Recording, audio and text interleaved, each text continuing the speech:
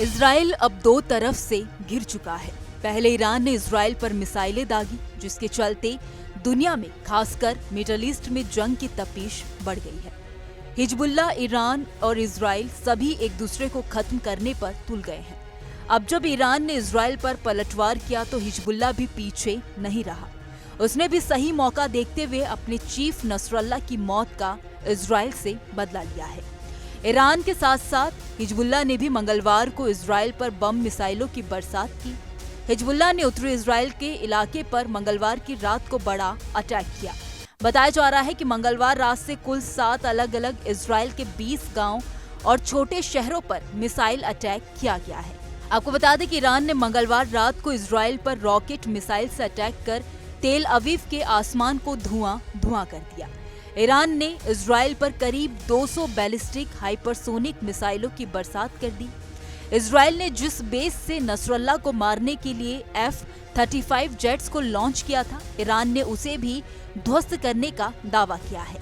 Iran ने Israel पर अब तक का सबसे बड़ा हमला किया है। ईरानी हमले के बाद इजराइल ने भी बदला लेने की कसम खाई है। इजराइल पर हमले के बाद ईरान में जश्न का माहौल है। ईरान के सरकारी टेलीविजन पर देश के अरब कौम और तेहरान में लोगों को इजराइल पर मिसाइल दागे जाने का जश्न मनाते हुए दिखाया गया है।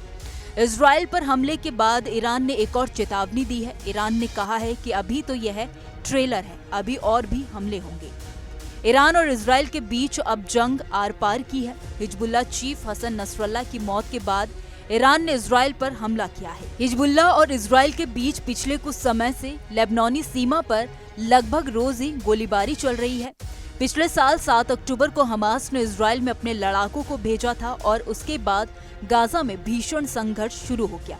उस दौरान करीब 250 इजरायलियों को बंधक बनाया गया था, मगर बाद में इस संघर्ष का केंद्र बिंदु उत्तरी लेबनान बन गया, जब हिजबुल्लाह का प्रमुख हसन नसरल्लाह इजरायली हमले में मारा गया। इसके बाद ही ईरान ने इजराइल पर मिसाइलों की बरसात की है। ईरान के हमले के बाद इजरायली पीएम बेंजामिन नेतन्याहू गुस्से से लाल हो चुके हैं। उन्होंने ईरान को अंजाम भुगतने की धमकी दी है। बेंजामिन नेतन्याहू ने ईरानी हमले के बाद इजरायलियों से कहा है कि ईरान ने बहुत बड़ी गलती की है और अब उसे हमले की कीमत चुकानी होगी।